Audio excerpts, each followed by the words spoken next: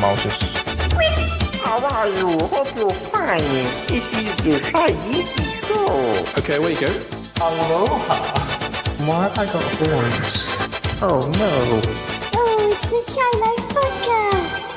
Oh, there's going to be some drama ahead. All I wanted was a pie, and then I hatched out of an egg. Okay, bring the mic over. He's ready to record. Is it metaphorical? Is it deep? Oh, your show's getting so international, Paul. Good boy. He said all that Shy is right. It's such a win. Blimey, Governor. It's the Shy Life Podcast. Oh my goodness. Hi, Paul. I don't know how he does it. You can't beat me now. 801.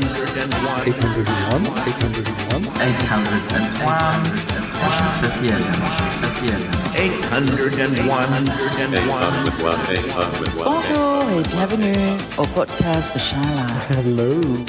Hello and welcome to another episode of the Shy Life Podcast with me, Paul the Shy Yeti. How are you doing? Oh, I'm all right. So, what are we going to be doing this episode?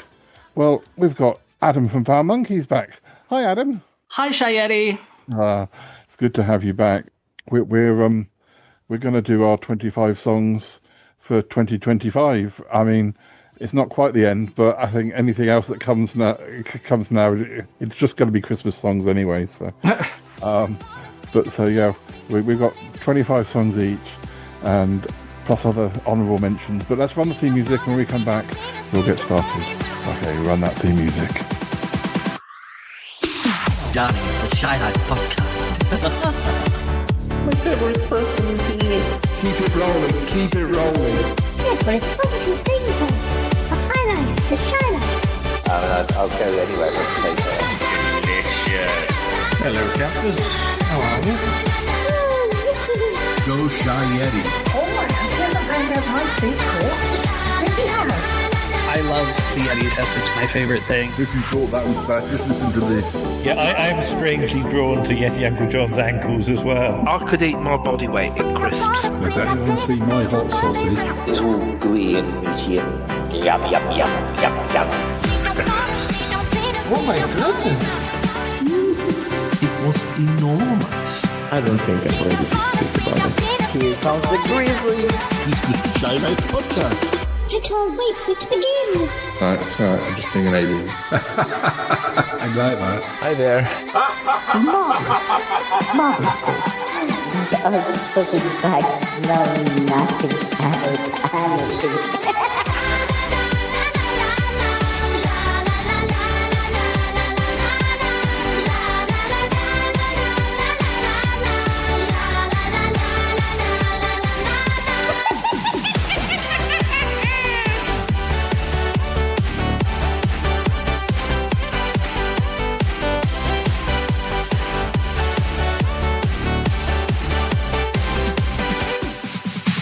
Okay, we are recording.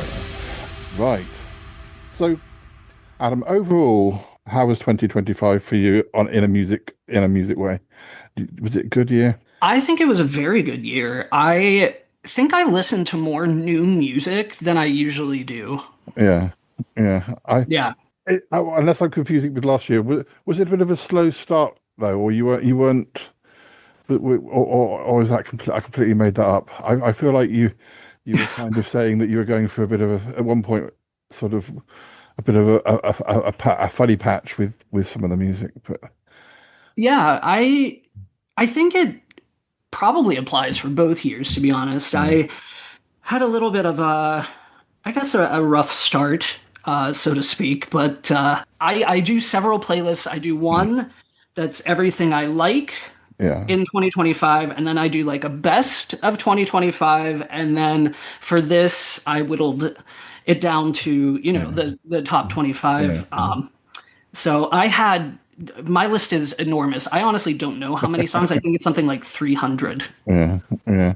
I did have a longer list, but I've just got a new iPhone and it's eaten some of my list. But it's probably for the best because I don't think there's anything that's missed out. But I know this year, I think we're going to have some interesting differences, aren't we? Because, some years, I think it's one of those things where, like, I wouldn't say the student has become the teacher, because that's not the case. But you definitely kind of got me following certain routes when we first started sort of talking about music, and sort of saying, oh, you knew what I liked, and you'd sort of say, oh, have you tried so and so, and I was very much sort of following that. But I've also over the years sort of gone off on my own way and found, and I think also YouTube has a place in this whole thing, because I think YouTube starts to recommend things that it thinks you might like. Yeah.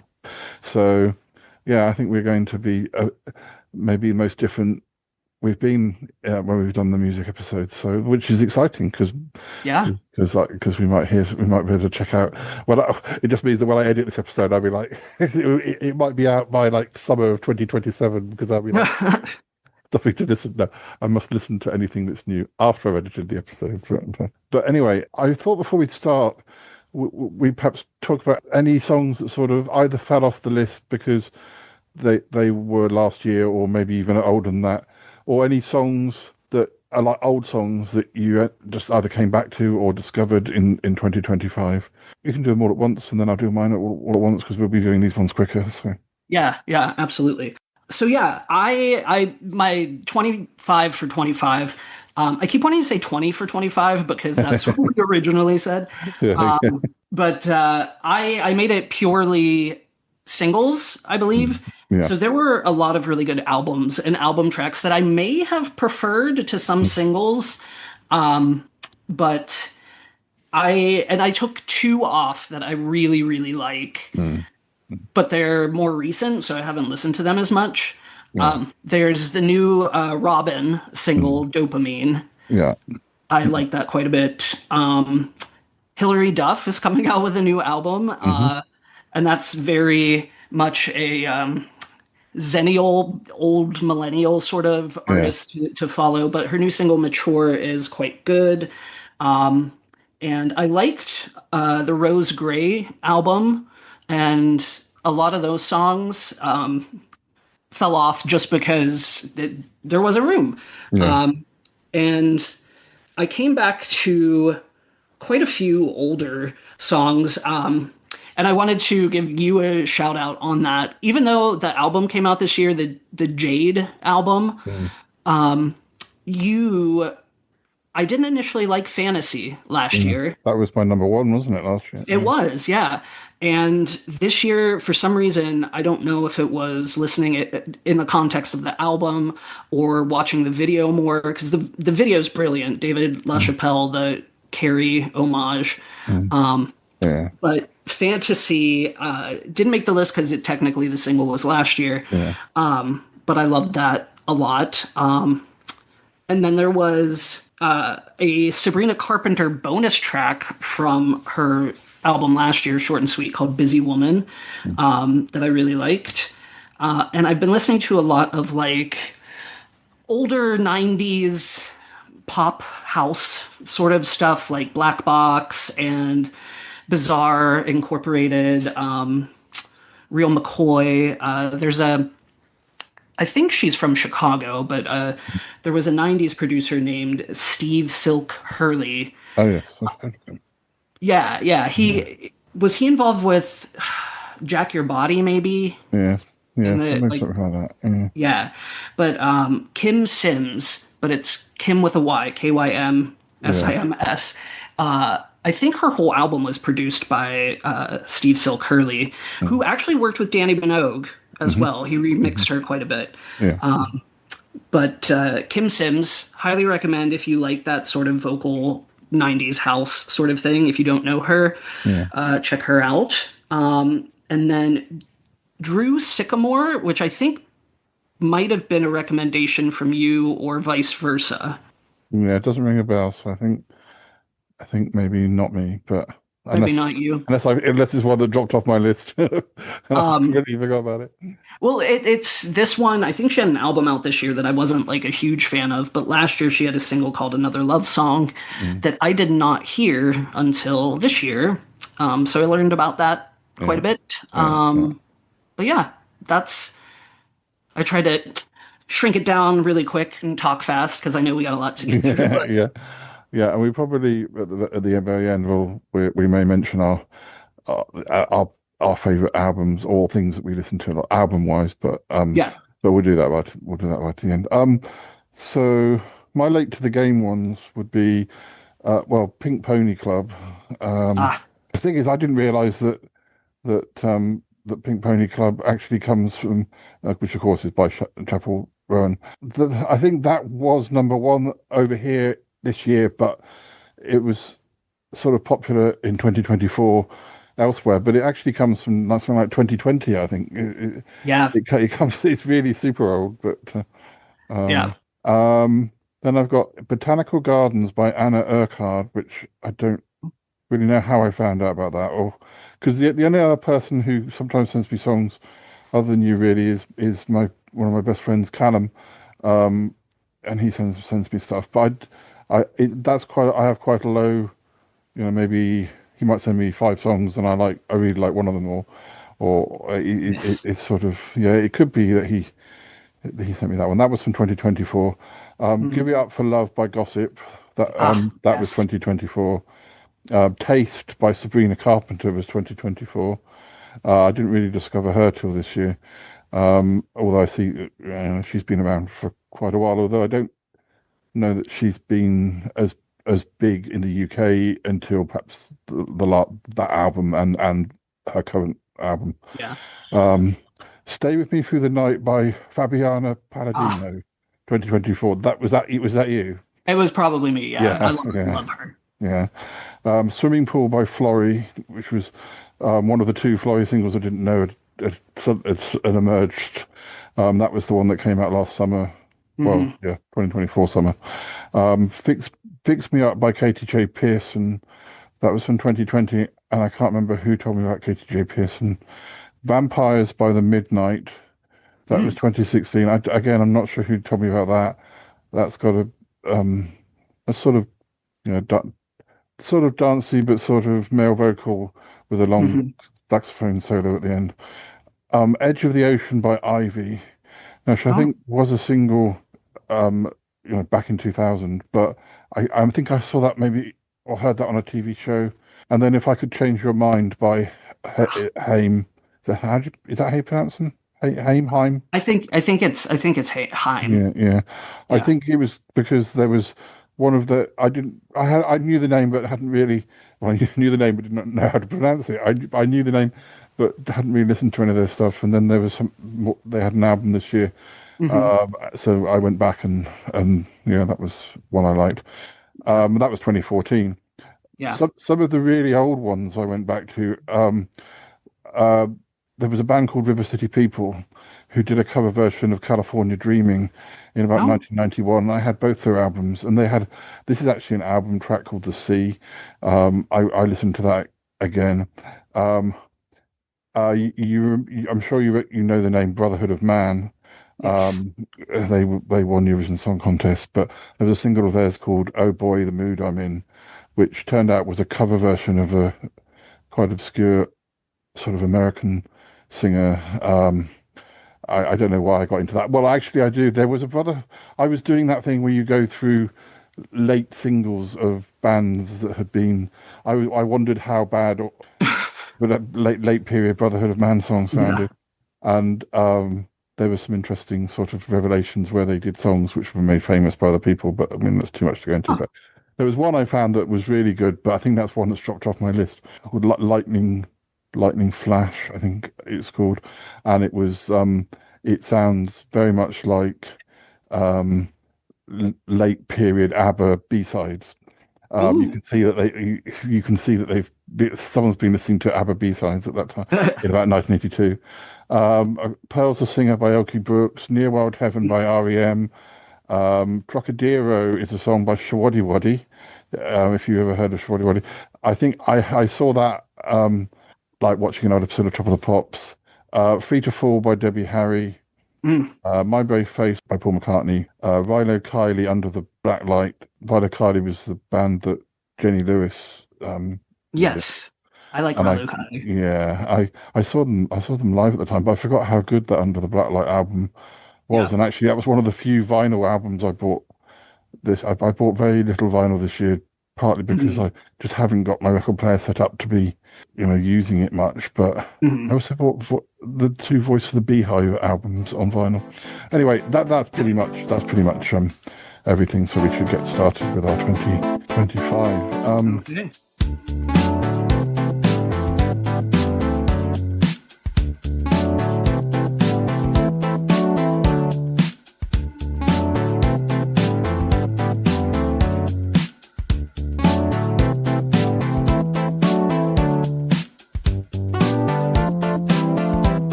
You should go first with your number 25.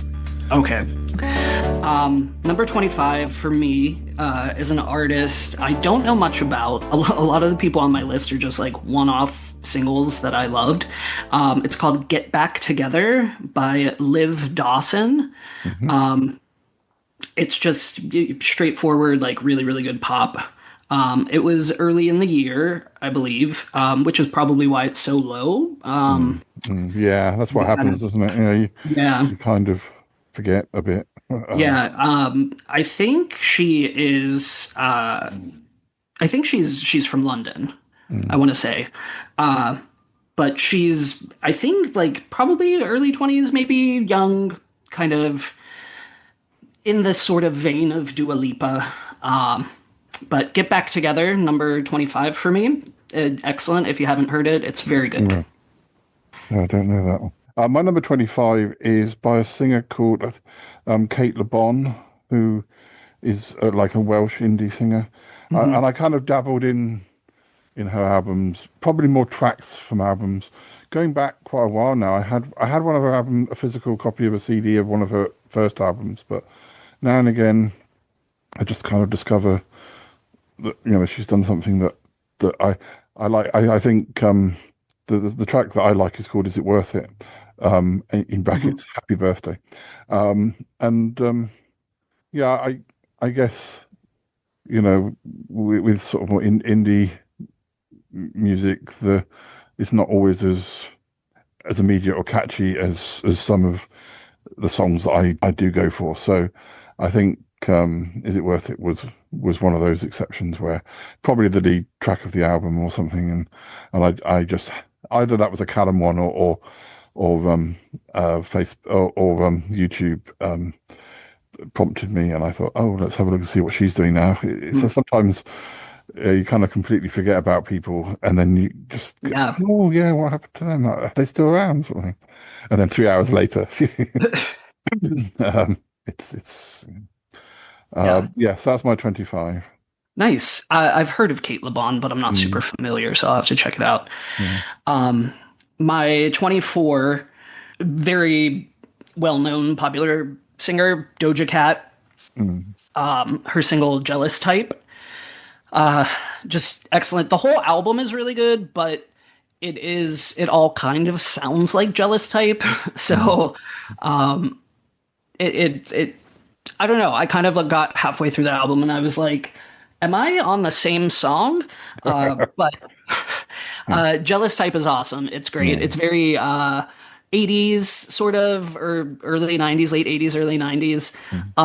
And yeah, it's very good. I don't realize how much Doja Cat that I know and like. She's kind of everywhere, at least over here. And she's great.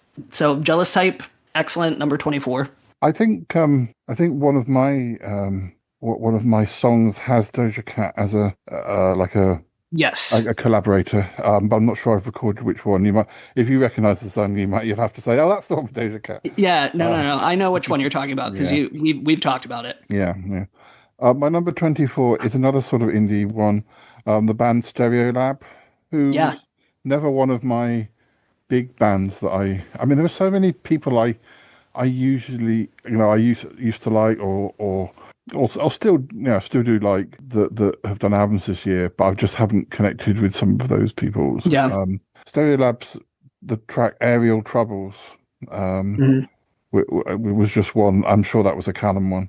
Yeah, I liked it, and as I wasn't like a big Stereolab fan, It was nice to kind of, I sort of connected with a definite song. I'm sure there are other songs with them I know, or sometimes you find it's because they must have been around since the 90s. So there's probably tracks you kind of forgot are Stereolab. But yes, that's my 24. More indie nuts, indie dancey stuff, sort of dancey stuff. It's kind of like one of those things where the name Stereolab and they have been around forever, but I'm sure I know other stuff and I couldn't name it now if you asked me to. But no, there are a lot of bands that are back. I do try and listen to singles, but if I see a band that I used to like a lot, I guess I don't necessarily give them a lot of time to sort of, the Yeti test. It usually has to be pretty quick, first or second. And there have been a few songs where I've listened to them this year, and I kind of didn't even really want to get to the end of. I was like, it's a bit like there used to be a show called Jukebox Jury over here that they listened to the stars on the panel game were played a song, and they sort of gonged it off if they didn't like it. And a few times I've been like, can I get through the next? This song's got another 2 minutes to go. I've really decided I don't think I like it. But yeah. 23. What's your 23? 23 for me is Little Dreaming by Kian Ducrot, who I am unfamiliar with generally. And I don't always, and you know this about me, I don't always go for male vocalists. No, me neither. Yeah, but Kian Ducrot is Irish, and it's pop, but I don't know, it's got a little bit of a singer-songwriter-y edge to it. It's very upbeat. But I like it because it's kind of, the message is, like the chorus is, there's nothing wrong with a little dreaming, and his album might be called Little Dreaming. But basically it's, a be who you are, accept people sort of anthem, which I feel like we need these days. And but Kian Ducrot I have to check out more. I had to look up how to pronounce his name, which is not uncommon with Americans and Irish names. But Kian Ducrot, very good. I didn't expect to like it and consistently listen to it as much as I did. But it was, again, an early one that kind of dropped lower on the list just because I listened to it so much. But I mean, it is.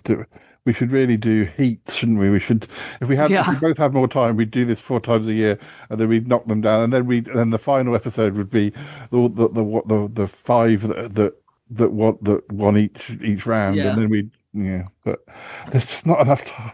There's not enough time. If someone wants to pay us to make this a full-time job, being a podcast is then fine. Dear.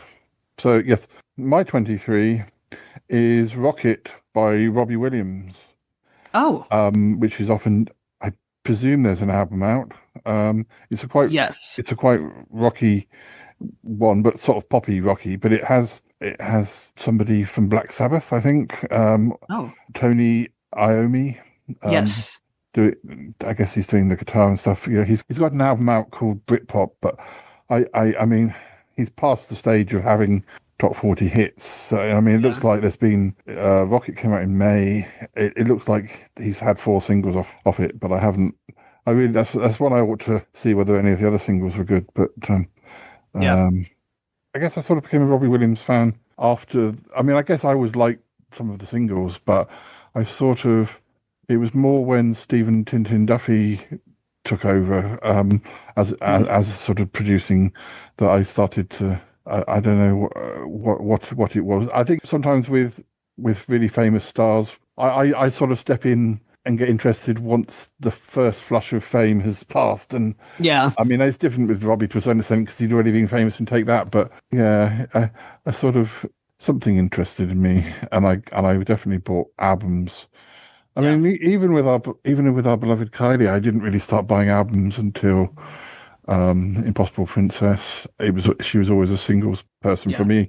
Madonna was a singles person for me until Very Light. Yeah, and I mean you have to understand that I was living in the 60s and 70s and the 80s. I was playing catch up for years. So nothing wrong with that. Yeah. One thing I should have said this earlier. One person I didn't consider for my top 25 was Belinda Carlisle, who did her cover album. Yeah.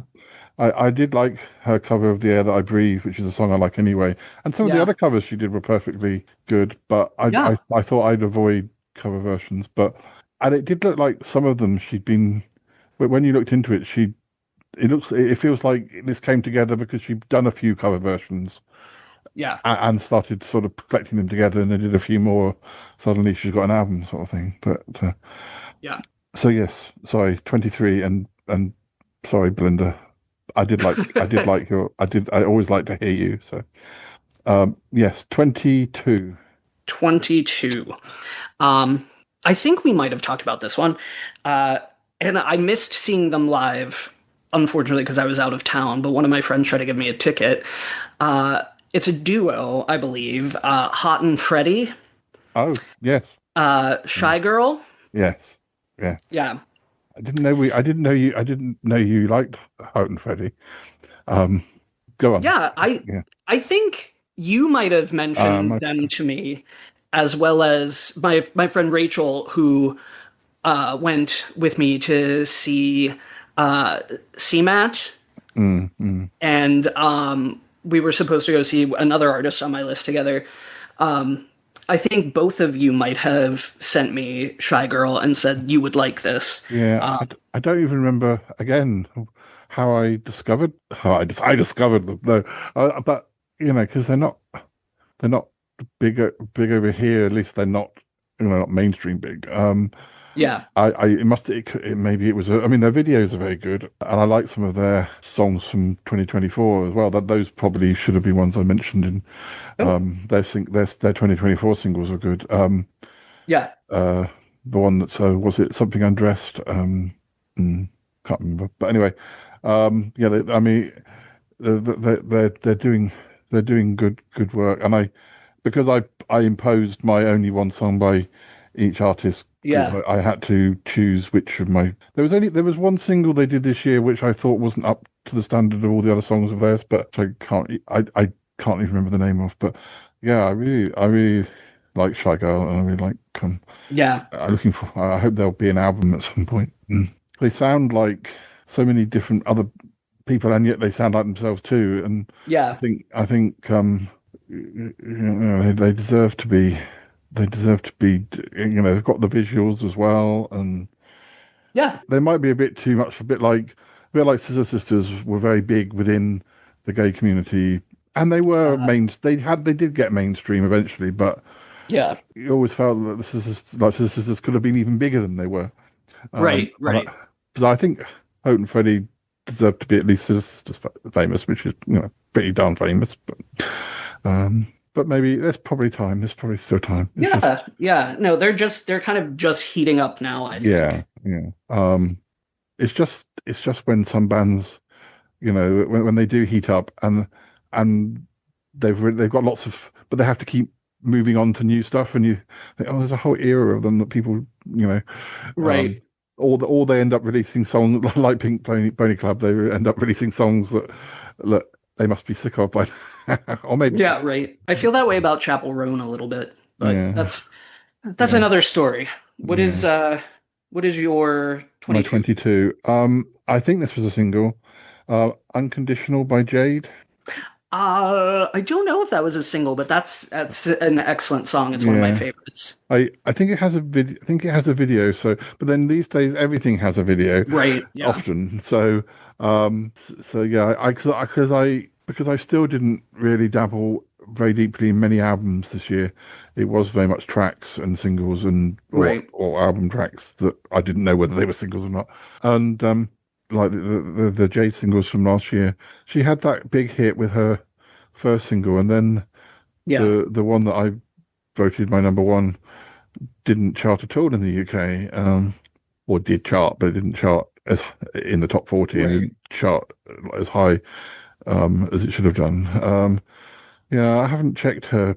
I don't know whether she she has had some more hits this year or I'm not whether sure singles wise, but the album did well. yeah, that's the main thing. Yeah, I mean, there's a lot of people who are doing like the last dinner party that I like. I don't Hmm. think that they have had maybe one song that's been top 40, but all of their two albums have both been number one over here. So, Yeah. and I think things like Glastonbury and all those and sort of festivals and stuff, Right. they're sort of top billing sort of thing. But yeah, it's sort of weird where sometimes it's because of age, but I also think sometimes it's because of genre because the people from Last Dinner Party aren't that they're young women, Yeah. but maybe genre wise they just don't fit in. They that's another thing. Another that you just wonder what you have to do these days to get playlisted on radio shows. We Radio could go stations. on and on about that. Yeah. Yeah. Um. But yeah. So Unconditional by Jade. Very nice. And you're 21. My 21. I was on the fence with this, and then I re-listened, and I realized how much I loved it. A Dutch artist named Bo K. So BO space the letter K. The song is called Ambivalencia. So I'm guessing that's like what do you call it? Portmanteau of ambivalence and Valencia, but Ambivalencia, which is not in the song at all. But the it's got a really good chorus. It's kind of disco-y, and it's one of the songs that kind of I listen to a lot of stuff as I'm driving these days. I used to not drive very much, but I have to drive for work now. And I do quite a bit of shimmying in my car. So Ambivalencia is one of those songs that definitely makes me shimmy. I haven't checked out any of her other stuff though, but I guess she's been around for a while, and then she's had some hits in Belgium, I think. I feel like you might have sent me that one. That title rings a bell, but or it might have been one that popped up, and I just thought, oh, what's that? Yeah, because it stands out. I always complain from whether it be a movie, a song, a book, or whatever. I hate songs that are like words that are so common that there's probably about 16 other songs with the right. same. I do like a song that has a title or a book that has a title where you're not going to confuse it for anything else, and Yeah. it's one of my bugbears. But that's not a song title you're going to forget. No. Heard it, so my 21 is Spike Island by Pulp. Oh, I used to be a big Pulp fan. yeah. And I saw them live. I've seen them live 2 or 3 times, but I saw them live in sort of about 30 years ago, just after Different Class had come out, and I was right at the front. And I also saw Jarvis like on the Underground a few times around that same time as well. And yeah, so Pulp was really big for me. I bought His and Hers just off the back of I think I'd vaguely seen a sort of video somewhere, one of the singles that wasn't successful. But I bought from the review in Melody Maker or NME. So that they were definitely one of my sort of Britpop favorites. Nice. I do like them. Yeah, I wasn't so keen on the album or the other singles, to be honest, but and I think this is being very pedantic, but the fact that the song relates to, I think it's maybe a festival or it's something, I just think it's quite an obscure subject to be writing about, or whether they could, I wonder whether it might have made it less accessible to some people who, but I don't know. You've got to write about what, it means something to some people. Right. But yeah, I mean, then it was just good to get an album and some new tracks. Yeah, I kind of liked the first single, and I don't remember what it's called. Like, got to have your love or something like that. Well, I think Spike Island was Over Here was the first single, Oh, but okay. maybe it might have come out in different order. Maybe. In different territories and stuff. But Yeah, that it made it onto my all of the songs I liked in 2025 list, but it didn't make the cut for the top. Yeah.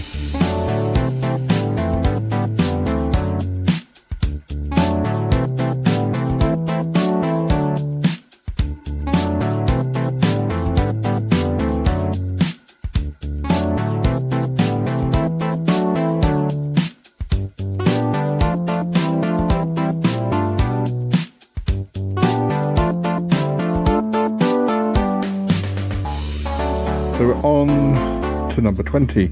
What is your number 20? My number 20 is Type Dangerous by Mariah. And I know it's at least partially fueled by nostalgia and a desire to see her do well. She's one of my all-time favorites. The album overall is not my favorite. It's a bit slower than I want from her. There's a really excellent disco track that was an album track.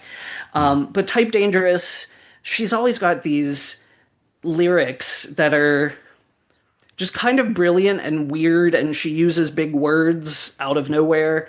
But Type Dangerous, it was a nice little intro. Set my expectations probably a little high for the album, but the video is atrocious. It is one of the worst videos I've seen this year, possibly of all time. It is very clearly like not even good AI. Like it's rough. So I have to kind of like separate the video from the song in my mind. But otherwise it's fun. It's more of a her R&B hip hop side than some of the more poppy stuff that she's done. But it's fun. It's kind of sassy. It's kind of perhaps the phrase here in America would be bad bitch. But yeah, I love it, and I'm happy that she's still putting out music. The videos for the Pulp single, or for all the Pulp singles, felt like, well, they were trying to be, they were trying to sort of slightly take the Mickey out of AI, but it also was very minimal, and they did go through a stage where their videos were very visual and kind of clever, and I just found, especially things like This Is Hardcore, which was very sort of major production, and this felt a bit too minimal for me. But yeah, I wasn't sure that AI is such a contentious subject of good and bad things that just to kind of try and do something like that in a 4-minute video just didn't feel like it was right. It was just it was distracting me from because I wanted to sort of say, well, yes, but no, but yes, and I agree, but I don't agree, and it just feels a bit like old man complaining about, Right. It wasn't what the song was about either. But anyway, so yes, my number 20 is Born Again by Lisa. Now, is that the Doja one? Yeah, that's the Doja Cat one. Yeah, that's sort of a dancey song, isn't it? I don't really know how to just describe it. It may be that you put me in that direction of that one. I may have. There's other Lisa songs that I like. So I probably was like, you should check out Lisa. I think sometimes you've told me about a singer, or somebody has told me about a singer, and I've listened to the song that's been recommended, and then listened to some of their other singles, and those ones have ended up being my favorite. But it's good. It's good. Just if you're recommended a song and you kind of think that the person's got potential, then to go and have a look and see, because you might find your own favorite out there. But and Lisa is from she was in a K-pop girl group. She was in Blackpink. Who I heard of, but don't know. They're quite good. Okay, number 19. Number 19 for me. Um, I'm not sure how you feel about it, but I know you've liked her stuff in the past, and Hmm. I've kind of really started to appreciate. And I can't remember if she's got a new album out, but Sigrid, Yes, yeah. Mm. 2 years is my number 19, and it's a Mhm. fairly late in the year song, Yeah. but it's just really good, and it's not quite dance pop. It's definitely pop, but it's got more of a, I guess I'd say like live instrumentation feel to it. Yeah. And I've liked Sigrid in the past, and honestly, like you might have initially got me into Sigrid a bit. Yeah, I think I've come around so much because my flatmate sent me one of her old songs, and I was like, I think I must know this song because but if it's some of the songs she might have done 4 or 5 years ago, I was having to re-educate myself. I was like, oh yes, I Right. do remember this song, but yeah, Right. Yeah. Yep. um, but I need to go. I need to go back. There's so much music and so much new music that something from 4 or 5 years ago, uh, Yeah. in the amount of in the amount of songs that we're dealing with each year, suddenly it feels wow. I've kind of almost forgotten that song. There's so much to rediscover, even from recent years that you've kind of forgotten. Right. And I think streaming has a lot to do with that. Mm, mm. So my number 19 is called Bring an End. It's by Butler, Blake and Grant. Um, Hmm. Now Butler as in Bernard Butler. Oh, okay. Blake as in Norman Blake, who is one of the main singers in Teenage Fan Club, a Scottish Yeah. like indie band that have been around for years. And Grant isn't John Grant. I have to keep forgetting it's somebody else Grant who I don't really know. But I don't it's sort of quite a gentle sort of folky indie type song. And Nice. I think there might even be an album now, and I just haven't. Some of Teenage Fan Club songs can be. I mean, Norman Blake is my favorite because there used to be a band where there were three writers, so you got each album used to be like 3 or 4 songs by each of the main singers, Hmm. and they would harmonize as well. And so some of they started off being sort of compared to people like Big Star and all the Birds and stuff. And I think Yeah. they've got sort of gone their own way, and I think they're a bit underrated. They were on the same label. I think I might be saying they were on Creation, and then along came Oasis, and suddenly Right. people weren't as interested, or the label wasn't maybe as interested. Hmm. Um, but yeah, I mean, obviously Bernard Butler was in the early lineup of Suede, but has done lots of different things and been done collaborations with all sorts of people. But Yeah. yeah, I don't know how I found whether it was right. It's possible that Callum sent me it because we went to see Teenage Fan Club many times. Nice. And anyway, number 18. What is your 18? Number 18 is Brick by Brick by Say Now, Hmm. which I believe is a UK girl group Mm. that I've been aware of and kind of I've not realized how much of their stuff I like. Mm. They've got like all sorts of sort of different influences. Like this one is very early 2000s sort of American R&B sounding kind of. Mm. There was a band called Black here, and I think they were called maybe Black Ivory in the UK.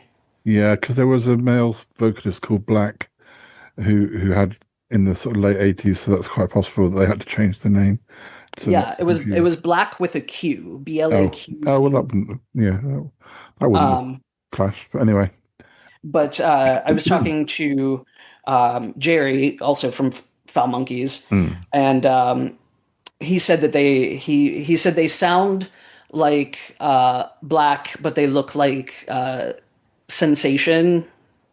Seduction, from the 90s, who had a big hit with Two to Make It Right. And Michelle Visage from RuPaul was in Seduction. But yeah, it's very early 2000s kind of R&B. And they've got a lot of diverse sounds. But I can't remember where they're based out of. But they didn't have a name for a really long time. Which is interesting. Makes it difficult. Yeah, they weren't doing a Prince and having. There was that period where Prince was a squiggle, the artist. Yes, and everyone just ended up calling him the artist formerly known as Prince. So, right. I want to say they released stuff under Need a Name, Bro, and then they finally decided on Say Now. Cool. So my number 18 is my Eurovision moment. I could have put. I was very keen on Spain, Denmark, and Luxembourg songs. This was the first year in a long time that I actually have really paid a lot of attention to Eurovision, because I used to go to parties that friends held, and I just found in the last few years people weren't doing parties, and I just found it a bit sad sitting here watching it by myself. And it got to the stage where I stopped doing that. This year I got invited to go to the Isle of Wight, which is just off the south coast, to a small Eurovision party. So I did all of the homework and watched all of the semi-finals, and nice. And even voted, because you're allowed to vote. Ooh. You're allowed. So yeah, I really took part and got a little bit tipsy whilst we were watching it. And unfortunately, I watched it with, well, not unfortunately, but I watched it with a friend who is epileptic, and they warn that certain songs, but she said, so she had to hide under a duvet quite a lot. But actually, there were quite a lot of songs that weren't warnings, but she said, I'm going to have to hide under the duvet for this one as well, because it's more stroby than they think it is. It's stroby enough to be a problem. So yeah, it was things you don't even think about. But for my Eurovision moment, I'm going for What the Hell Just Happened by Remember Monday, which was the UK entry, because it was just a very camp song, and I just enjoyed it. They performed it well on the night as well, and it did relatively well in the charts.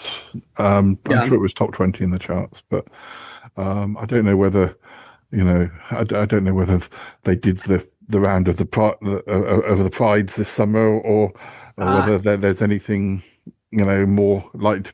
I'd be interested if they sort of, to hear another song by them, and maybe there is other songs by them out there, but there might be. I just like the sort of it was sort of borderline amusing, and the harmonies were good, and I think it's one of the most memorable UK entries for a while. But I think you. I didn't pay a lot of attention to Eurovision, but a couple of them made it onto my bigger list, and that's one of them. I haven't gone in a while, but after I spent my time living in Liverpool, and I voted on Eurovision, and I can't. What was the UK entry? I can't remember the year I was there. My gosh. I remember my favorite was the Greece entry, which was Secret Combination by Kalomira, but which didn't win. But they're doing Eurovision parties here now in the US. Yeah. Well, I'm sure there was a year or two where pretty much, or maybe I'm imagining it, but was there a US entry one year? There's certainly, Australia is now part of Europe, so I might be confusing it with, but yeah, Australia is, although they got knocked out this year, and we might come back to that later. But yes, so your number 17. Number 17 is Bad Friends by Sophie and the Giants. Who I think I know from working with Purple Disco Machine initially. And sometimes Sophie and the Giants feel a little like a Gaga knockoff. And I don't think that's being fair to their individuality, but Bad Friends is what I'd call, which I don't think the kids these days still say, but banger. It's very it's kind of anthemic, it's dancey, it's super fun. And yeah, I like it. I don't think I give them a fair shot a lot of the time. And I was on the fence kind of a little bit on whether or not I was going to leave this on the top 25, but I was like, you know what, Adam, you listen to this a lot. So yeah, Bad Friends, highly recommend. I know what you mean. Some bands do feel like, or some groups or singers feel like they're sort of like a slightly lesser version of a bigger act, and there were lots of sort of wannabe Gagas at one point. There was I remember when the band Dragonette started, they were a bit like a sort of a very much just like again Scissor Sisters type band, but they've kind of existed longer now and have become their own thing. But there was definitely a period. I mean, that was one of the draws that the first couple of Dragonette albums were very very good albums, but they were you could see that they were sort of.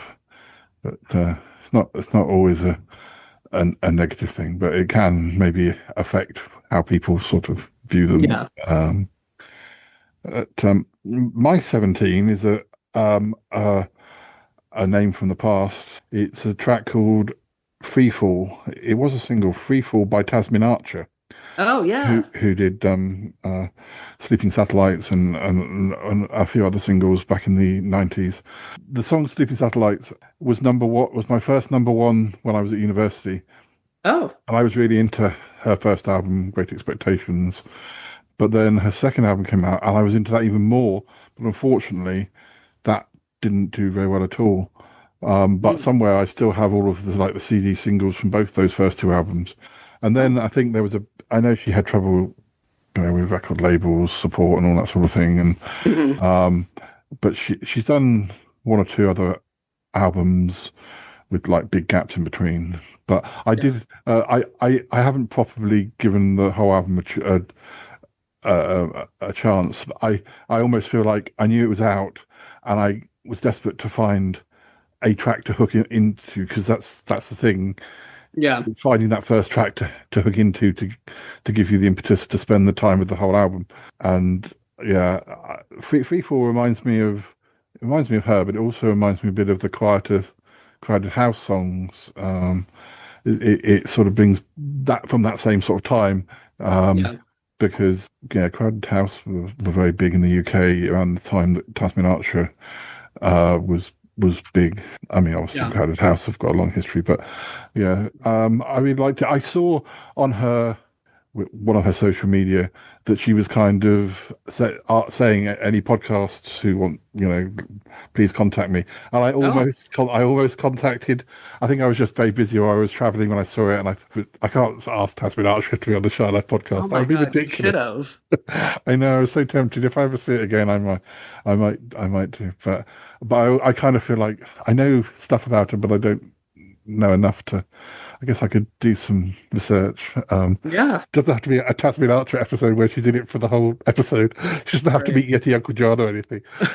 Or maybe she'd like to. Anyway. But I did have I definitely thought about it and thought about what it would be like, but didn't get there. But an alternate reality where she ended up being my co-host. But oh my gosh, that would have been amazing. Maybe it could still happen. Maybe maybe she'll be here next year with us for the 26 from 2026. Tasmin, if you're out there. Okay, number 16. What's your number 16? Number 16 is a track called Doing It Too by an artist named Rochelle Jordan. Again, I don't know a whole lot about Rochelle Jordan, and I don't know if it was on I listened to the Pop Justice playlist and kind of pick and choose, or if it was recommended by somebody else. But it's kind of in that vein, like I was talking about earlier. I've been listening to a lot of like 90s vocals, house sort of, or like clubby sort of things. And that's sort of what the vibe is. And she's been around for a little bit, I think, and I've explored some of her older stuff, but doing it too is just kind of like it's a fun song to work out to, I guess, maybe, is where I kind of, because that's another place. If I'm not driving and listening to music, then I discover stuff while I'm working out at the gym. Yeah, I really like Rochelle Jordan, and I think she's, again, she might be a UK artist, perhaps. I'll have to look. Oh, here, born in London, raised in Toronto. Yeah, that is what number are we on? That was 16. 16? Yeah. Okay. Yeah, I don't have numbers. I just have a list. You've sort of become my Pop Justice. Pop Justice was something because it's been around such a long time. I used to subscribe to them, and somewhere along the way I dropped off the list somewhere. And anyway, you're my Pop Justice now. You're my one to listen to with all the know-how. My 16 is Devotion by Hot Chip. Oh, yeah. Again, not necessarily a massive fan of theirs. I know their big song, which I can't think of the name of, but I know their big song. And I think they've just had a greatest hits. And this was the single off the greatest hits. And I think I just saw it on YouTube and thought, I'll give it a listen. And yeah, it was a pretty nice song. Yeah, I do like them. I know them from Over and Over, I think was one of their first singles. Yeah. But I want to say when I was over in Liverpool, Ready for the Floor. Yeah, that's the one that I really know well. But, yeah, I think that was their big one. I think I listened to that in the last year, which is probably why YouTube was going, oh, you've listened to some of their stuff. Here's a new one, but here's a new one for you. Number 15. Number 15 is Cheers to Me by Self-Esteem. I know I've listened to some Self-Esteem in the past, and she's got a fantastic voice. And she was in Cabaret in the West End with Jake Shears from Scissor Sisters, I believe. And Cheers to Me is definitely solidly pop, but it's got like a really interesting sort of angsty sort of vibe to it a little bit as well. And I want to say, was she at Glastonbury this year maybe? And she kind of brought the album cover to life. She's kind of got like a bonnet and sort of like an Amishy pilgrim sort of look on the album cover. And I remember seeing a performance where she's wearing that at a festival, and it was really, really good. But yeah, Self-Esteem, Cheers to Me. Well, my 15, I don't quite know. This could be a Callum one.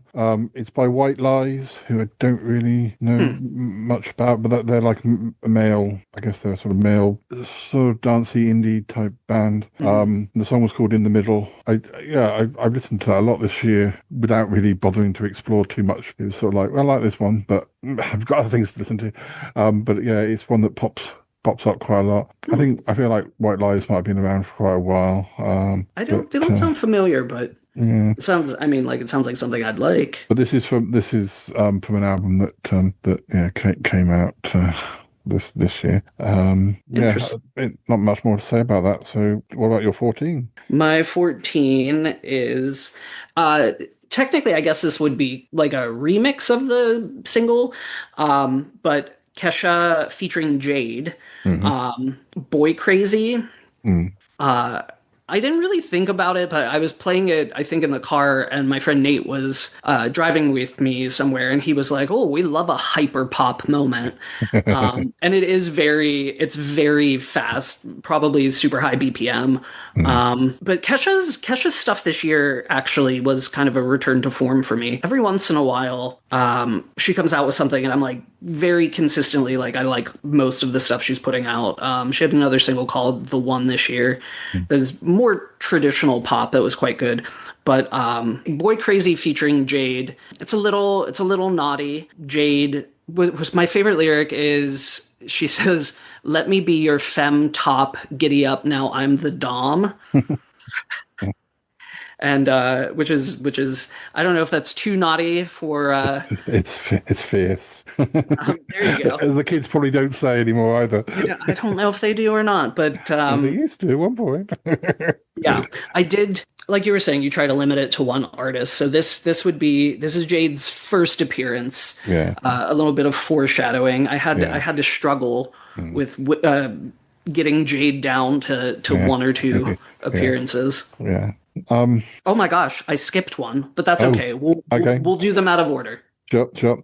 My number 14 is called Shovel by Deep Sea Diver, who, again, I feel like somebody gave it me. I have a friend in Italy called Gianluca who's in his late 20s, and but he likes more rocky stuff. I wouldn't say that Shovel is. I think I might be saying it's a female vocal. I think there was more than one song by Deep Sea Diver on my original list, but because this was the one, I played it again to make sure I liked it, and I do like this one, but I can't remember if there were other ones by them. Don't know a great deal about it. I thought that it was one that maybe Gianluca had sent me, but I kind of made some comment about it to him, and I don't think he knew what I was talking about. But I don't know. I don't know where I discovered. So I haven't got a great deal to say about it other than it's sort of indie, tuneful, sort of catchy, strong chorus type stuff. Yeah. So is this? What number is this? I'll swap the order. This I don't feel strongly about. Okay. This one, I think was maybe slightly left field for me as to how much I liked it. It's called "Soft Girl Era" by Ari Lennox. Very straightforward R&B.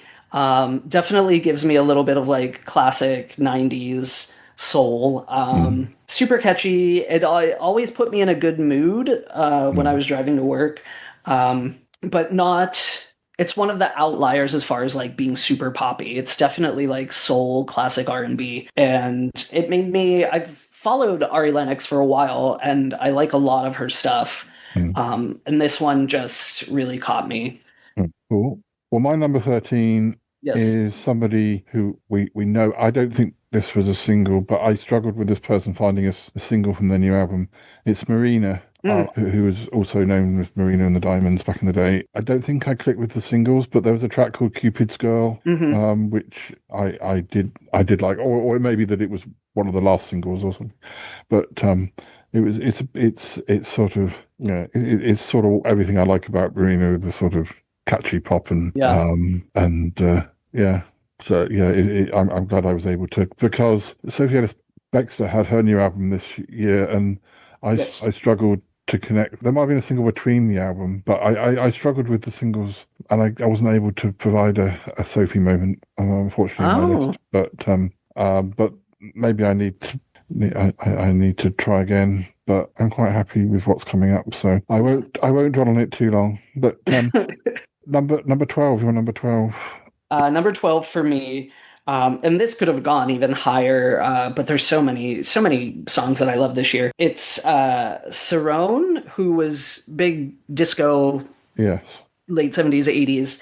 Cerrone with Christine and the Queens. Now, I had that on my list, but I think now you've mentioned it, I think that's one that dropped off. But yeah, it's not on my on my list, but it's on my playlist for this year, and I think that's gone and dropped off. I don't know whether at some point my playlist will catch up with itself, but yeah, I think you must have sent me that one because I knew because was it their version of Supernature? They did a version of Supernature, yes.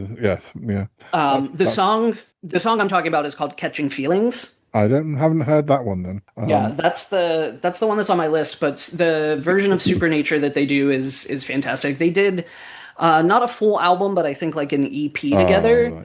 I like everything on it. Catching Feelings just kind of like stuck out to me. It's maybe you didn't tell me about it. Maybe it's just because I've listened to Cerrone in the past. I'll have to check that out. I wasn't aware that there was more to explore. So Christine and the Queens, I kind of always keep up with. Because again, I think they're essentially a solo act now, but they still record under Christine and the Queens. But they're fantastic, and they're a little hit and miss for me sometimes. But this was a big hit, and I liked, like I said, the whole EP was actually really good. My number 12 is, now I'm pretty sure you told me about this singer. It's Debbie Dawson. Yes. Now I had two to choose from: Chemical Reaction and Gut Feelings. They both came out in 2025. I went with Gut Feelings. I used my gut feelings for this one.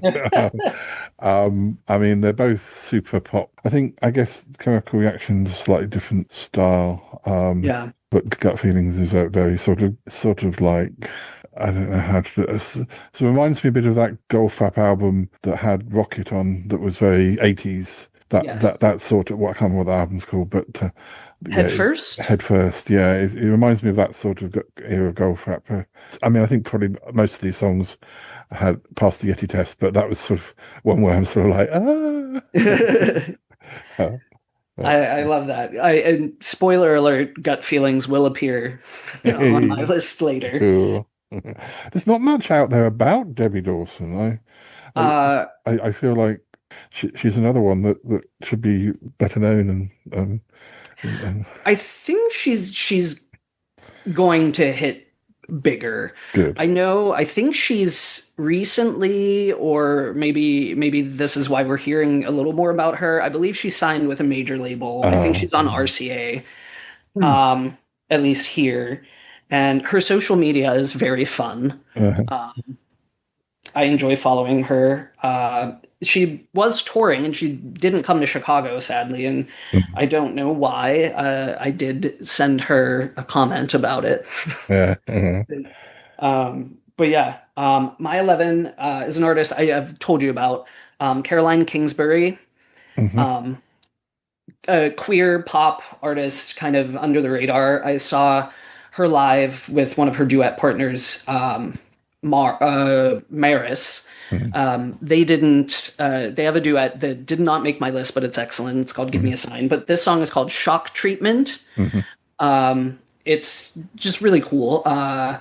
And also from an EP, she's got another song on there, Chocolate, that almost made my list. But yeah, a little bit of an 80s tinge, super fun. Highly recommend her. I wonder if I'm sure Shock Treatment is the title of the movie that's the unofficial sequel to Rocky Horror. Yeah. I wonder if that's why they chose that. Perhaps. I don't know, but it's a fun song.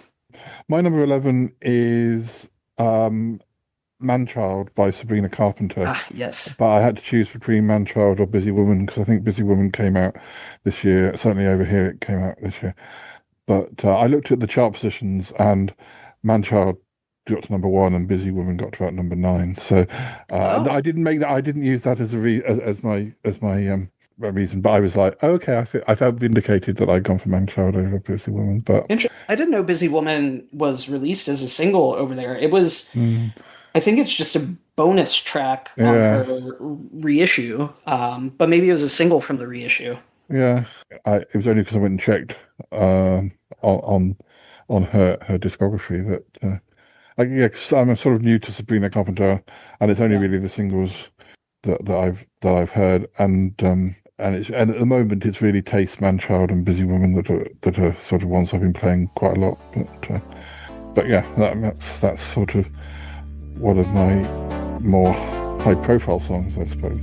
I think I like anything where a man-child is being sort of berated for being pathetic. So. Yeah.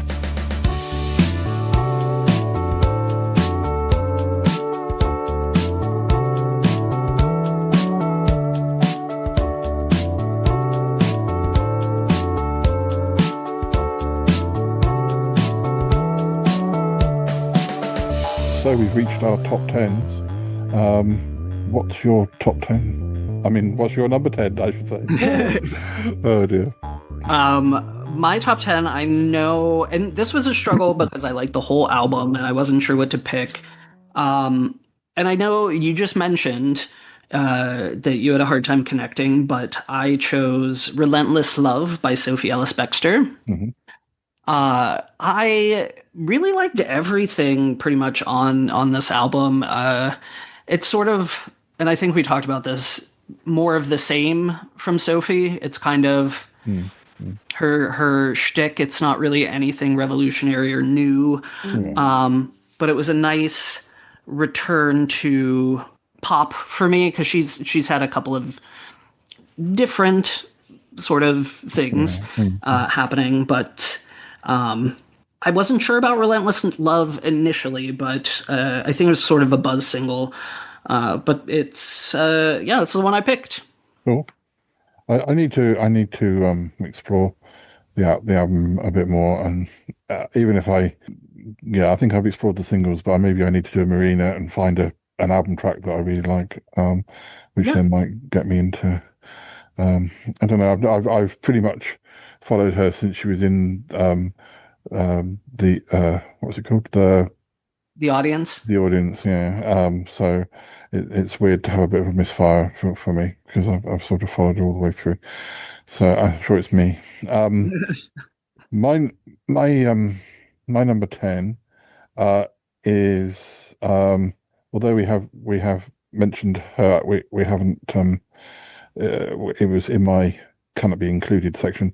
It's a Chapel Roan song.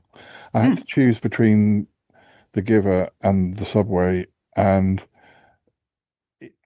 I enjoyed The Giver, but it I don't think it would be in the high as 10. In the end, I went for The Subway because I don't know. It's quite unusually not quiet, but it's I wouldn't quite say it's a. Is it a banger? Or I'm not sure. Is it just a ballad? I'm not sure. It had a good video as well. Yeah, I feel like these two singles that came out, they're not even on the released versions of the album. Or they're sort of like between. Because I read articles where she sort of said, "Don't expect a new album anytime soon," sort of thing. Oh. So I think this might have been sort of, I don't know whether they are attached to something. So, sorry. Yeah, I don't know. I'm not very familiar. Go and have a walk somewhere, dear. Oh. Yeah, sorry. You. Oh no, I was like, is he tired of us talking? Perhaps trying to cover up your mouth there? He wanted The Giver to be. he wanted me to choose The Giver. I'm sorry, dears. I know you like the country vibes. But... I'd have to agree with doing something. I've been ganged up on. I'm not super familiar. I haven't listened to The Subway very much at all, but no Chapel Roan ended up on my playlist, so no spoilers there. But yeah. Yep. Number 9 for you. Number 9, we mentioned her already, Marina. But I chose I Love You, or I guess I Heart You, which I saw her perform on a late night show here. I believe maybe Jimmy Kimmel, the other one, Jimmy Fallon. I don't know. I don't really watch a lot, but it popped up on my Instagram at some point because I follow Marina on there. And I listened to that quite a bit. The whole album's actually pretty good. And I don't always love a whole Marina album. But I think it's called Princess of Power, which the title song is actually quite good. Princess of Power is good. But I Love You, just very, very straightforward disco song. I think one of the lyrics is Welcome to the 70s. So, yeah, very fun. My number 9 was a complete shock to me. Well, which way around do I tell the story? I was in a taxi. It was one of those. I had to go and have a blood test. It's one of the nicest blood tests. I got an Uber to the place. The nurse was absolutely delightful. She was Australian, and we were talking about a pair of red Converse I was wearing, and we were talking about cats, and then I had a nice cake on the way back. But how I discovered this song was that. I was in the taxi and the guy was playing the radio, and I liked the song enough to get Shazam out, and I Shazammed it, and it was The Fate of Ophelia by Taylor Swift. Yes. And I'm not a big Taylor Swift fan, and I mean, I liked like some of her early stuff, but I've not really followed her, and a lot of what I've heard I haven't liked. But Fate to Ophelia was exactly the sort of Taylor Swift song I needed. I haven't explored any more of the album, so I'm just happy for. I watched the video when I got home, and yeah, it passed the Yeti test. In fact, it passed the Yeti test as I was waiting for the. I was able to download it whilst I was waiting for my blood test, and in complete shock from. It's a good thing I wasn't going for a blood pressure check. Right. The shock of finding a Taylor Swift song I like might have been too much, but oh my! But yeah, and she's made it into the top 10, and she made it to number 1 over here with that one. So we've talked about it. I had such high expectations for that album, and it really let me down. That song is not too bad. I think that's the lead track. Yes. Because Max Martin's involved, isn't he? Yeah, it's Max Martin and Shellback. It's just, I did like one of the other tracks. Gosh, I can't remember what it's called. Opalite isn't bad, but yeah, I bought the vinyl sight unseen. I haven't even opened it. I heard from Toby that, because he sort of said, "I don't bother listening to the album. I've done it for you. You don't need to." So I wasn't expecting. It was a complete sort of, "Oh, what's this song?" I didn't even recognise it being Taylor. But I think I'm happy just to stick with that. Okay, that's I like that song. I don't want to spoil it. So I might try the one you mentioned just to see. Your number 8. My number 8, another appearance of Jade, but as a featured artist. It's Confidence Man featuring Jade, who I got to see live this year. Confidence Man, very good. It's called Gossip. It's a very clubby song, which a lot of Confidence Man tends to be these days. They kind of started out like wonky pop, sort of, almost alphabet-esque at times, but they're very clubby now. And Gossip, I very much like a little bit of a filthy song. And Jade says a very bad word in it, and I thrill to that sort of thing. It's a bit like when actually these days it's a bit more like single entendre. I remember being very thrilled by If You CK Me by Britney Spears years ago. Yes. And they're thinking, it's naughty. But yes. Sorry, go on. No, it's I will tell you, If You Seek Amy, I did not know what that meant at first. Somebody had to tell me. I was very innocent then. Gossip, it's kind of like a nice little back and forth talk singy between what is her name? Janet Planet, I think, is the singer, the female singer from Confidence Man. It's just a little back and forth with her and Jade, and it's fun. I don't know anything about Confidence Man. I think I need to explore them. Sound like them. If you're the comparisons you're using sound like things that I should, Definitely check out the first album, Confident Music for Confident People. I think you would like Bubblegum. Don't You Know I'm in a Band is kind of fun. Boyfriend is also a good song from that first album. It's definitely more, like I said, like a little bit wonky pop. Are they a bit like Wet Leg? Because Wet Leg are sort of quirky and sort of. In fact, Wet Leg, I was considering. Wet Leg did a second album this year, and there was one track that I liked, but it dropped off the list, and I decided not to bother to, because I liked it, but I was overall a bit disappointed with the singles of the second album compared to the first album. So yeah, I'd agree. I didn't try and chase up the one song. My 8, this could have gone higher. This is a case of there were a few songs out. I can't remember if there was an album, and I wasn't really connecting. But then this track, I discovered it, which I think was a single. Sound and Light by Alison Goldfrapp. Yes. There were quite a few singles I saw, and I wasn't really connecting there. There was an Alison Goldfrapp in my list high up in a similar sort of position. I would have thought this time last year. I think that was between album songs. Yes. But yeah, Sound and Light, I really liked. I agree. It could have gone higher. but that could have made my list too. Yeah, I liked the other single, "Fine Xanadu," which you might not have connected with, but that's an album that I bought, and I think we both had what was it called? "I Want to Be Loved Just a Little Better." Yeah, I think that was high up last year for me. Yeah. Did that actually make it onto the album, or was that between? It was between, and I'm Yes, very I thought so. disappointed. Yeah. I was really hoping it was going to be on this album. Yeah, that's annoying. Your number 7. My number 7. This was tough because I could have picked any number of songs, and honestly, I listened to a lot of the album tracks as well. And I know it's probably an unpopular artist, maybe to enjoy as much as I do, but it's Louise with "Confession," which I think was the lead single from the album. And I just really, really loved everything from that album. Not everything, but the bonus tracks are really good. LUV is excellent. She does a song that samples Janet Jackson's "Throb" called "Get Into It." There wasn't a single, but I loved that. But "Confession," it's just, I played it quite a bit, and it still feels fresh to me. And I know that, kind of in the vein of Sophie Ellis-Bextor and Parameno pop, older ladies making kind of bops and bangers and what have you, is a new thing to kind of acknowledge the age, and they're not going to get played anywhere. Maybe radio too, but I'm very pleased with Louise.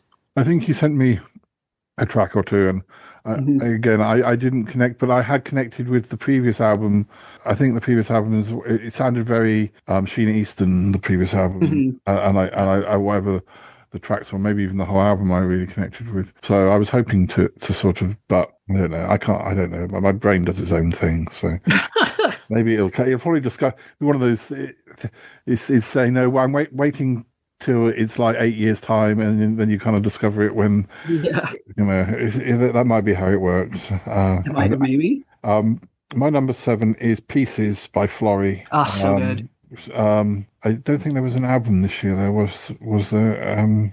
I don't think it's escaped, and I don't know if there are any more. Because there was "Swimming Pool" and there was "Pieces." "Swimming Pool" was last year, and "Pieces" was this year, and I don't know if that was it, or whether there have been other things that I've missed. But yeah, I really like "Pieces." But Florrie is consistently good, pretty much, even though she's more mainstream than she was with her early singles. A little less quirkier than she used to be, but she's always been great. That didn't make my list, but it could have. Yeah. It definitely could have. I don't know why it didn't, honestly. She had another single called "Kissing in the Cold." Yeah, that may have been mentioned last year by me. I think it was early this year. Maybe it was late with you, perhaps, because it was definitely last year for us. But it was before, because I didn't know about "Swimming Pool" either, and because I don't think that was on the album that she released last year. It's difficult with these people who aren't having big hits. You have to really keep an eye on everything. Oh, you know what? No, "Kissing in the Cold" was on her EP last year. There was a lot of stuff on that. Yeah, I think she did like a Christmassy version or something. Oh, right, yeah. I've not even heard that. Yeah, I don't know. Anyway, sorry. Have you going? I mean, we should really leave this to the end. But have you heard I heard the Kylie Christmas song. Didn't download it, or maybe I did download it. I mean, it was fine. It's fine. Yeah, no, and the thing is, it's an Amazon exclusive. Yeah. And so, and I don't really do Amazon Music, but I like a good little lemming. I did buy the re-release. I see that she turned the lights on at Battersea Power Station. If it had been the previous year, I was there around that time, because I remember seeing the Christmas tree, and I was sort of tempted to go to Battersea Power Station in December, because there's a pop-up shop, but it's not the most accessible place to get to, so I don't know. And she won't be there for the pop-up shop, so no deals. No. Number 6 for you. Number 6 for me. I won't talk too much about it because we already did, but "Gut Feelings" by Debbie Dawson. Yay. Yeah. Number 6. That's good. My number 6 is "Down to Be Wrong" by Haim. Which was I feel like this might be one where you sent me it might be that you sent me another track from. Yes. Yeah, but or maybe you sent me two, and this was the one I liked, but this wasn't the one that you had sent me. Like it wasn't the main one you were sending me. I like Down to Be Wrong because it reminds me of late '90s Sheryl Crow. Even to the, it could be a Sheryl Crow song. It's sort of I just like that sort of I like it. I like it a lot, but I haven't really explored too far beyond. Although there was that other song, the older song I mentioned, but I like them a lot. Yeah. I accidentally saw them live, which I think I did. Because I went for Lizzo, and they were touring, or rather, it was early Lizzo. Lizzo was touring with them. But what are we? Are we in the top 5 now? Yeah. Your number 5 is what I want to hear next. My number 5 is, I believe you actually shared this with me. Racer by Blusher. It does ring a bell, but I've kind of forgotten about it also. I've really enjoyed everything I've heard from them, and I wasn't familiar. They had a couple other singles that were also good, but Racer was essentially the first one I heard, and it's excellent. It's straightforward. It's very upbeat. Kind of, again, gets me shimmying in my car during my commute. Yeah. I have to remind myself, editing, Paul. Don't spend too long listening. All right, you've got to get on with editing it. It needs to be out before Christmas. All right, do it afterwards. You've got time. All right, get on with it. Get on with editing. Well, no, we never need to edit much these episodes. I got time for a music break. Just when it turns into like a 6-hour deep dive. My number 5. I've heard you talking about this on Fire Monkeys, but I don't know whether it made your list. But Jungle by Sugar Babes. I know you had issues about it to a certain extent, but you did like it, didn't you? I did. Yeah. It may appear shortly. Okie dokie. Yeah, I mean, I listened to some other maybe tracks, or maybe they haven't actually done an album, have they? No, not properly. No. This it did seem like very much like sort of like old school Babes, and I couldn't really fault it, and I jiggle about when I listen to it. Usually, if I'm on a train, because I don't tend. I do listen to stuff on YouTube and stuff here, but mainly I listen to music when I'm out and about because I don't work anymore. I don't work any. He doesn't work anymore. It's broken. Like if I'm going back to my parents, or if I'm going to see somebody in town, then that's when I listen to music. So I also have to decide. That's also mainly when I listen to podcasts. So I have to choose between. Sometimes I have to choose between Fire Monkeys and whether I'm going to jiggle around to the Sugar Babes. It's but then sometimes you talk about Sugar Babes, so it's perfect. There's some crossover there. Yeah. Number 4, please. Number 4 for me is Tears by Sabrina Carpenter. The second single. Again, I like kind of a filthy girl. And the chorus to Tears is tears run down my thighs, which is pretty naughty. But it's I think the lyrics are clever. I think a lot of Sabrina Carpenter's lyrics are kind of clever. And the central conceit of the song is that essentially when a man is being nice and just doing essentially what they should be doing and treating her well, tears run down her thighs. So I don't think I've really explored that one. I mean, to explore that one. Yeah, I saw that when I was looking on the discography, that it was sort of maybe in between the two singles but it was, and I think it was also a hit over here. But I don't know that one. My number 4 is Shy Girl by Houghton Freddie. Nice. But I had to choose between that and Freaks, because I really like Freaks as well. But I felt like Shy Girl was like a sort of very kind of really mainstream song, and whereas Freaks was a bit weirder. And I went for sort of, come on, this should be a massive hit. Yeah. Point of view. Yeah. It's one of the few songs that we've both had in the list. So that's cool. It is true. There's some crossover though. Yeah, Especially with the artists. Like we might have yes, different songs. absolutely. I need your number 3. My number 3 is Wet Hot American Dream by Ava Max. Oh yes, I think I remember you sending me that. Definitely takes a bit of a cue from Maniac by Michael Cimbello from Flashdance from the 80s. Yeah. It's got that sort of high-paced drum machine sort of sound. And I have to admit when I'm wrong.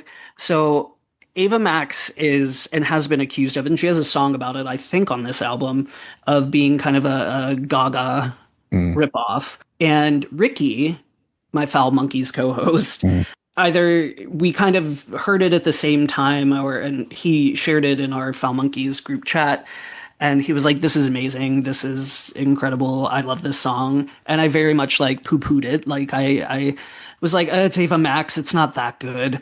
And then I found myself just absolutely jamming it all the time. So yes, Wet Hot American Dream, and the album overall is actually quite good.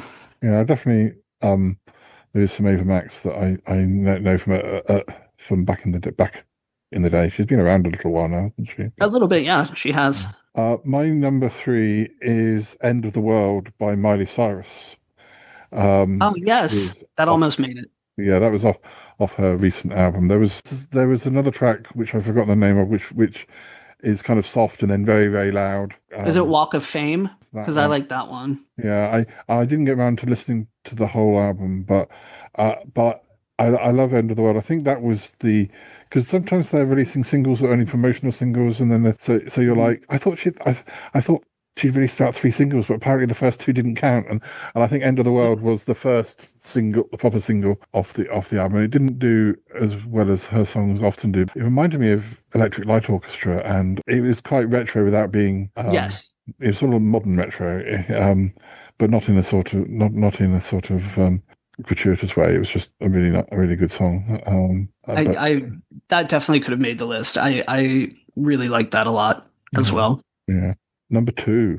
Number 2 is finally a Jade solo. It is "It Girl," which I believe was the first song released this year from the album. Yeah.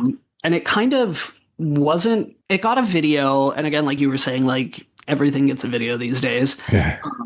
And it kind of connected between, I think, maybe "Midnight Cowboy" and another single. Like there's kind of a narrative in the videos, but I like some witty lyrics. And it ends with the phrase "It's a no from me," which is talking about Simon Cowell and throwing back to, X Factor and all. Yeah. And it's a very oddly structured pop song. It's unconventional. I kind of think there's not really a true chorus in it, but I played it a lot. And it was a struggle between that and the other single, Plastic Box, which was excellent as well. And again, Jade, Sabrina, and I would say Sophie Ellis-Bextor had my favorite 3 albums. But yeah, "It Girl" is my number 2. Yeah. My number 2, I had to choose between lots of good singles. It's a track by The Last Dinner Party, and the first single was called "This Is the Killer Calling," which was a sort of quite rocky one which kind of jumped around a bit. There's another loud one I like called "Second Best," but I ended up choosing the quietest of the singles called "The Scythe," and it's so morbid. It almost feels like the sort of song. It feels like the sort of song I'd like played at my funeral because it's sort of that type of song without being like as gratuitous as something like "Angels" by Robbie Williams or something. But I feel like when I thought that, and then I read like a couple of reviews, and they were saying, "Oh, in 20 years' time, this will be played." So I'm like. I don't want to thought that everyone's having it. Anyway, I'm not planning on going anywhere. But but the Scythe kind of shows that they've got lots of different sort of lots of different sides to themselves. And if I was going to gigs more, I'd definitely like to see them live. But I don't know at the moment. Also, because they are a little bit more rocky, that the crowds can be a little bit more. Yes. Have we knocked over? Poor old man. We'll see. We'll see what happens. Dun, dun, dun, dun, dun, dun. I want to know what your number one is. My number one, if people are paying attention, they could probably guess. It is Jungle by Sugar Baby. Hey. Yes. Cool. I'm pleased. Yeah. It was just like a return to form for them, and I don't always think the original lineup is not the strongest. I will, and people will get very mad at me. I've gotten into arguments on the internet about the original three, and honestly, all their hits are with Heidi. And don't get Jerry started about it, because Jerry can go on and on and on about Sugar Babe's lineup changes. Yeah. But it's such a good song. It's a shame that it couldn't have been a Padam moment for them. It should have been. I think it's obviously it's my number one, but it's as good, if not better, than most of the things that hit this year. Yeah. I'm excited to hear yours. Oh, I think I'm going to be disappointed though. I did go for a very mainstream song, but my number one is Abracadabra by Lady Gaga. Because it was a real moment. I mean, there were lots of tracks I liked off that album, but I mean, that was a real, because I didn't like the first single off before the album. Well, no, I didn't mind Disease. I think it might have made my list last year. But yeah, I felt like Abracadabra was sort of like one of the best singles she's done since Applause, and it was just a real back to form. And the album was, I really like 2/3 of the album. I really love. Yeah, so Abracadabra for me. I'm not disappointed. I will admit, I like it, solid pop song, and I enjoyed the album more than I thought I would. But it just, oh my God, you could not walk down the street without hearing Abracadabra. And I live in a pretty gay neighborhood, which is part of the problem. But it was just kind of like cars were blaring it. You'd hear it when you went out, if you went out for a drink. It just got oversaturated. But the album I really liked. I listened to Zombie Boy quite a bit. Yeah, Zombie Boy, Perfect Celebrity, Garden of Eden, Love Drug are probably my four other favorites. There are one or two that perhaps I don't listen to as much, but yeah, I was crossed to see that all of my other Gaga tracks, other than Abracadabra and Perfect Celebrity, had vanished off my playlist. So I'm like, excuse me. What's going on? And that I do have Mayhem as a vinyl. That's one of the other things. Actually, I think it was even bought for me. I just happened to mention I might have to get the vinyl for this, and was bought it. So I almost bought it. I could be swayed at some point in the future if there's a deluxe edition. Yeah. Which I'm waiting for Sabrina Carpenter to put out a deluxe edition, because I did not wait last year and I missed out on I can't bring myself to buy more than one copy of Sabrina Carpenter at the moment. I can't afford it. Yeah. Because there was also again, it dropped off my list. Is it the Dead Dance? It's called from Wednesday. Is it from Wednesday? Yeah. I like that enough to have it on my playlist until my playlist decided to do its own thing. But it wouldn't. I don't think that would have got in my top 25. Yes, there's another song, Killer. I think.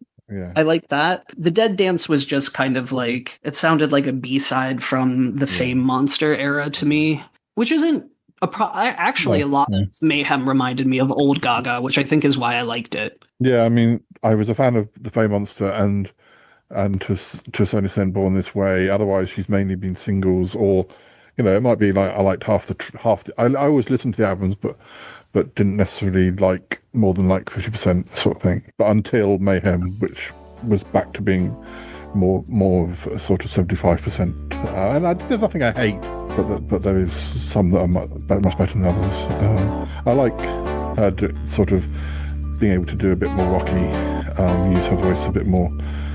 Yes.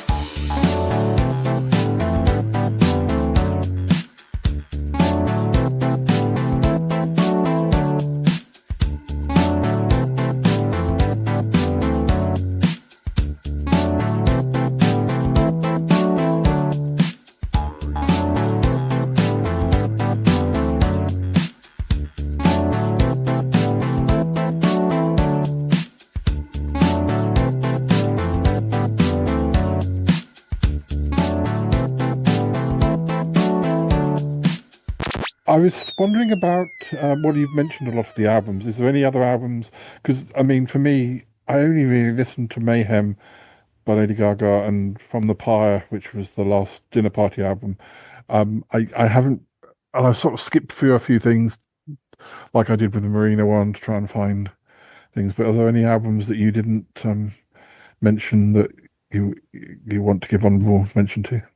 I would say, honestly, we did mention them briefly, like not on our lists, but Dragonette and The Knox had an album out. Yeah. And some of their singles could have made. Dreams is really good. Gosh, what else on there is really good? There's a lot. They do actually kind of, I would call it maybe a guilty pleasure track. They do a very kind of cheesy pop cover of Let My Love Open the Door by Pete Townsend. That's quite good. Let's see. Any other albums? The Rose Grey album, which just had a re-release, is really good. Yeah, those, I mentioned Marina, Sophie, Sabrina, Jade, all of the ones we've mentioned already. And then did Kylie do anything with anybody? I mean, she did her Christmas reissue now. She did. She had Last Night I Dreamt I Fell in Love with A-Lock, which is good. It didn't make my list. It's somewhat unremarkable. I am wearing my Kylie tour T-shirt actually right now. Cool. So, which was transcendent. It was wonderful. But yeah, no, I'm hoping she'll come up with something good that's not just a one-off, slightly unremarkable Christmas single. Yeah. Is there anything that you know about that you're looking forward to in 2026? I don't know that I'm aware of anything that's definite for 2026. Actually, yes. Agnes. Oh yeah. Kind of went from being a very conventional pop singer, and she's a bit avant-garde. She's had a couple singles out that I've really enjoyed this year. Didn't she have one that had a really weird name? That might be the one I'm thinking. She had Balenciaga Covered Eyes. That might be the one I was thinking of when you said that other one with that was sort of similarly sort of tongue tying. Yes. Yeah. Ambivalencia. Yeah. Yeah, I think she's working on an album, and I think that's due to come out. So I'm excited about that because I like that. And she's got a song called Milk, I believe, that's very good and kind of strange. So I am looking forward to that. But yeah, otherwise, I can't think of anything. Saint Etienne had new stuff this year, and I did like a little bit of it. Yeah, I didn't sort of get into it properly, and I think it's supposed to be their last. Either they're supposed to be their last album, or they are packing up. I can't remember which. Which it is. You know how some bands kind of go, well, we'll do singles now and again, but we're not going to be. And I'm sure there's been a statement like that about St. Etienne. But I was going to say, I mentioned Hilary Duff and Robin. Oh, yeah. They had stuff coming out, and also interestingly, I'm tentative about it, but Mel C, I think. Well, funny you say Mel C, because I was going to say Guilty Pleasures, and Sweat by Mel C has gone in my Guilty Pleasures. I mean, it's only just come out. I wasn't quite sure what to think of that in a way. I wasn't sure. Was there a sample in that? Is the 1, 2, 3, 4, 5, Yes. 6, 7? Is that? That's from Work That Body by Diana Ross. Yeah. I thought it must be. I couldn't place it, but well, she knows her audience, and the end of the video where she does the sort of throwing water over herself and then cracks up is sort of the male C that I always like to see. Yes. Because it was a very sort of tongue-in-cheek video, and then she let it slip at the end. My other guilty pleasure is a song called Milkshake Man by Gojo. They were the Australian entry of Eurovision. They got knocked out. His performance reminded me of peak Robbie Williams. It's a sort of very full pelting song, and I think he was maybe stripped to the waist, or maybe that was just me imagining it. He was very, very sort of sort of full on, sort of wow. I thought he should have got through, but I'm generally a Australian supporter. I spend most of my days these days watching old 70s Australian soaps that I have to spend all sorts of money on to even get to see, so I'm always a bit pro-Australia, but yes, I'm there with you. Anything you can think of? Guilty pleasure? One guilty pleasure, and I'm very embarrassed actually to even admit it, but there's it's honestly terrible. And David Guetta, who I could honestly live without. David Guetta was great, 18 years ago, maybe less. But David Guetta put out essentially a rework of Total Eclipse of the Heart featuring the original Bonnie Tyler vocals. It's called Together. So you don't ever get the chorus. You just get the bit of where she says together over and over again, basically, essentially. And it's got that I need you now tonight, I need you now forever, and we'll never be wrong together. Essentially is all of the Bonnie Tyler that you get in this song, but it is just cheesy, hands in the air kind of dance techno, and I hate myself for enjoying it. It's okay. At least last year I chose Katy Perry. That whatever that one was called. But I did go back this year and listen to that whole album to see if there was anything on it that. No, not a lot of redeeming qualities there. I gotta go now. Bye. I want to go with you. Gotta go. Bye. Goodbye,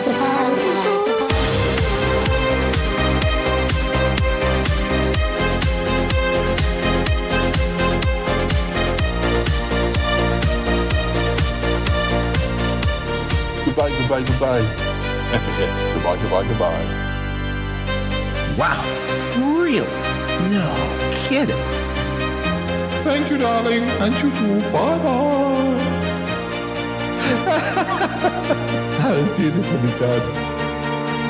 Oh, that sounded good.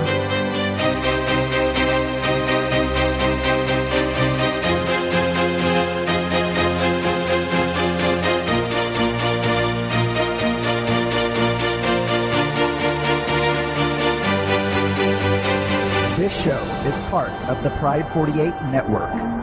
Find more shows over at pride48.com. Oh dear, what's going on now? Oh, it's the Shy Life podcast. Let's go. I have a voice. I have a voice. You have a voice. You have a voice. We have a voice. We have a voice. Unique voices in podcasting. UnivazPods.net. That is so cringe, oh my god. You're a man of culture as well.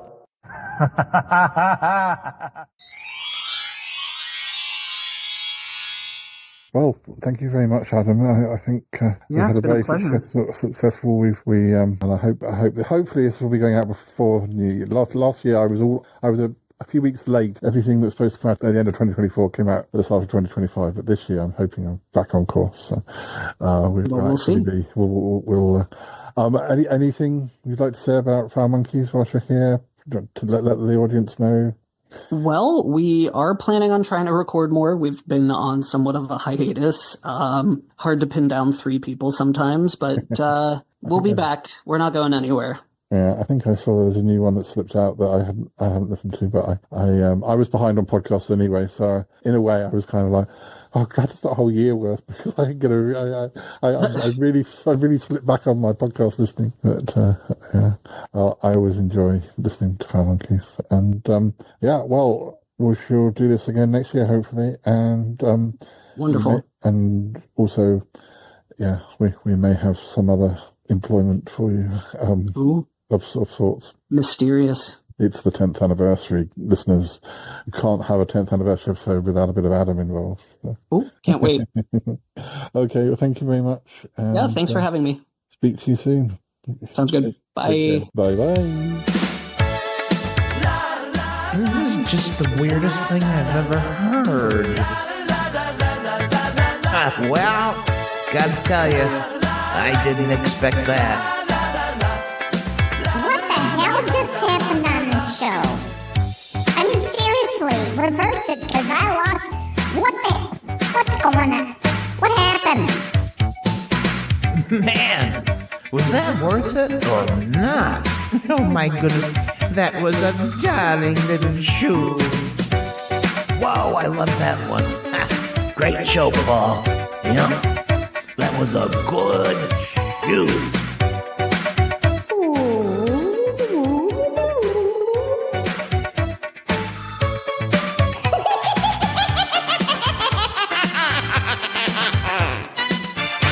I'm gonna have some orange squash now. It's exciting life. Oh, everyone's a critic. Oi, oi, that's your lot.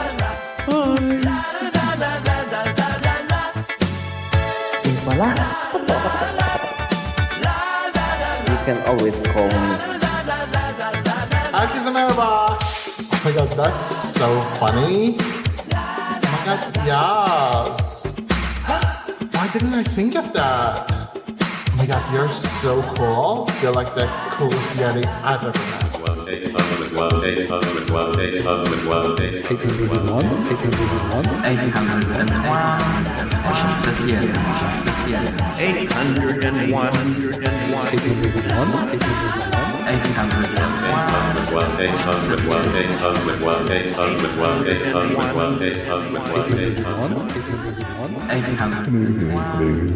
Hello. Sorry, I slid down. I did a back workout, so I've had to like change my position because I was getting a little sore. I've got a reclining cat in my arm. Which made it very difficult to try and get back to the email to click on the link. But Dills was like, no, you're not moving. I'll do it one-handed, it's fine. I know there's a few times where we both sent each other songs very excitedly, and we're like, oh, I would have listened to it soon, but this is happening. Yes, that does happen with us.